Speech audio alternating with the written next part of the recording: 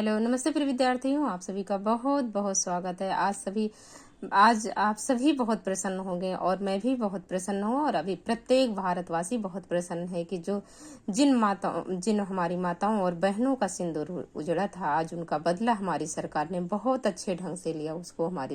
उसके लिए हमारी सरकार को बहुत बहुत धन्यवाद। धन्यवाद तो कोई शब्द नहीं है, बहुत छोटा पड़ जाएगा, लेकिन पाकिस्तान को यह बताना चाहते हैं हम कि यह अभी तो ये ट्रेलर है, पिक्चर अभी बाकी है। तो आगे ऐसी अगर कायराना हरकत करोगे तो आपको ऐसी सजा भुगतनी पड़ेगी कि कभी आप भूल भी नहीं पाएंगे। चलिए आते हैं थोड़ा सा अपने टॉपिक पे। विश्वनाथ विरचित साहित्य दर्पण के विश्वनाथ ने क्या लिखा है? साहित्य दर्पण लिखा है। यह क्या ऐसा ग्रंथ है? अलंकारिक ग्रंथ है और यह 10 परिच्छेदों में विभक्त है। विश्वनाथ कविराज ने साहित्य दर्पण के द्वितीय परिच्छेद में किसका वर्णन किया है?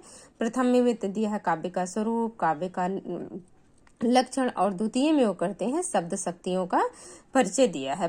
और दूसरे में भी बताते हैं, और पंचम परिच्छेद में भी विश्वनाथ जी ने विस्तार पूर्वक व्यंजना शब्द शक्ति की व्याख्या की है। तो व्यंजना शब्द शक्ति है उसकी विस्तार पूर्वक व्याख्या कहाँ की है विश्वनाथ जी ने? अगर आपसे ऐसा पूछता है तो पंचम परिच्छेद में किया है।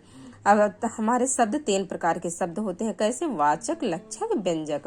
अब इनसे 3 प्रकार के अर्थ निकलेंगे। वाच्यार्थ, वाचक से वाच्यार्थ, लक्ष्य से लक्ष्यार्थ और व्यंजक से व्यंग्यार्थ निकलेंगे। फिर 3 प्रकार की हमारी शब्द शक्तियां हैं। अभिधा, लक्षण और व्यंजना। वाच्यो अर्थो अभिधया बोध्यो, लक्ष्यो लक्षणतया मतः, व्यंग्यो व्यंजनतया तास्यु। तीसरा क्या है? शब्द से शक्तियां। 3 प्रकार की हमारी शब्द शक्तियां हैं। सबसे पहले वाच्यो अर्थ हो, जो वाच्यो अर्थ हो अभिधया बोध्य हो, जिससे अभिधा कौन सी है? जैसे पूछता है अग्रिमा शब्द शक्ति कौन है, तो अभिधा है। और अभिधा का एक मतलब वाचक, जो हमने कहा आपने ठीक वही समझा, यही अभिधा है। लक्ष्यों लक्षणतया, जो लक्षणा शब्द शक्ति है उसमें लक्ष्य करके कहा जाएगा। जैसे कुछ भी कहेंगे तो हम लक्ष्य लेकर ही कहेंगे। जैसे गंगायाम घोषा में, गंगायाम घोषा तो गंगा तटे घोषा, जो तट का हम आरोप करते हैं वह किससे करते हैं? लक्षणा से ही करते हैं। व्यंग्यो व्यंजनतया था, व्यंग प्रधान। व्यंजना कैसी होगी हमारी? व्यंग प्रधान होगी। शिव तीसरा शब्द से शक्तियां। ये 3 हमारी शब्द शक्तियां हैं। कौन कौन सी? अभिधा, लक्षणा और व्यंजना। ये जैसे कि यह शब्द से शक्तियां, शब्द शक्तियां क्या है? स्त्रीलिंग है, इसीलिए तीसरा का प्रयोग भी स्त्रीलिंग में ही आया है। अभिधा शब्द शक्ति का हम देखते हैं। तत्र सांकेतिक अर्थ से बोधनात् अग्रिमा।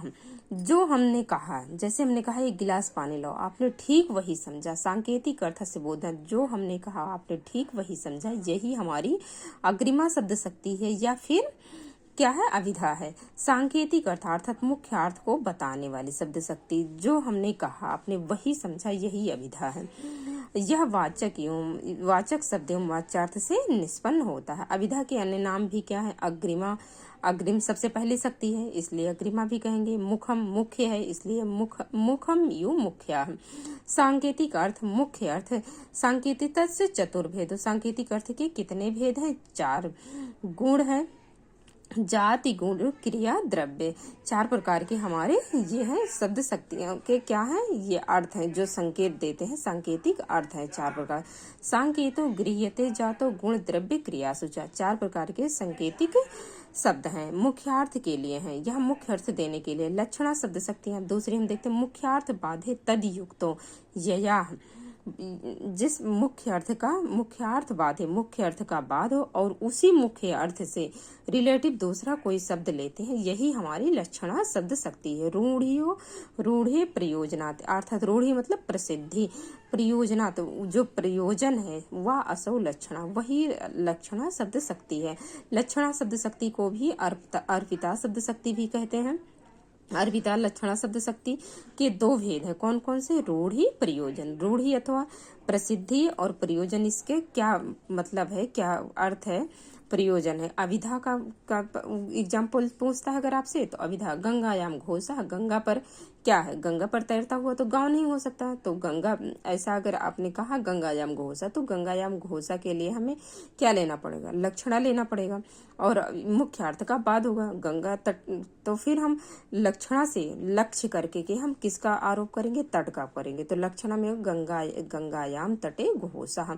गंगा के किनारे कोई गांव होगा, वहां पर कोई बस्ती होगी। ऐसा व्यंजना से, व्यंजना का मतलब होगा महसूस करना। अब महसूस करने, यदि गंगा के किनारे कोई गांव है तो वह गंगा तटे शैत्य पावनत्व की प्रतीति होगी। वहां शीतल वायु बहेगी गर्मी में और बहुत ही पवित्रता होगी। और गंगा के किनारे का रहने का तो मजा ही अलग है, क्योंकि प्रत्येक भारतवासी के लिए यह बहुत ही सौभाग्य विषय है, सौभाग्य है कि जो वह गंगा के किनारे आसपास की बस्तियों में रहते हैं, जो गंगा के किनारे आसपास के गांव हैं, जिसे चाहे गंगा के किनारे हो या यमुना के किनारे हो या हमारे जो सारे धार्मिक स्थल हैं वो भी, चाहे अयोध्या हो तो सरयू नदी के, जैसे मथुरा है यहाँ भी गंगा नदी के किनारे। तो यह तो बहुत ही सौभाग्य की बात है कि जो गंगा के किनारे या वहां से आसपास जुड़े गांव हैं या शहर हैं, दिल्ली है जैसे। लेकिन आज हम लोगों की यह बहुत ही दयनीय स्थिति है कि हमने उसमें नालों का पानी मिला मिला के गिरा करके सभी, गंगा हो चाहे यमुना हो, सबको एकदम से, दिल्ली की तो यमुना नदी को तो नाले से भी ज्यादा बुरी हालत कर दिया है। तो यह हमें सुधारने के लिए थोड़ा प्रयास करना चाहिए, ये हमारी जीवन दायिनी है। आइए हम अपने टॉपिक पे ही आते हैं। मुख्यार्थ से संबंधित अन्य अर्थ की प्रतीति कराने वाली शब्द शक्ति क्या है?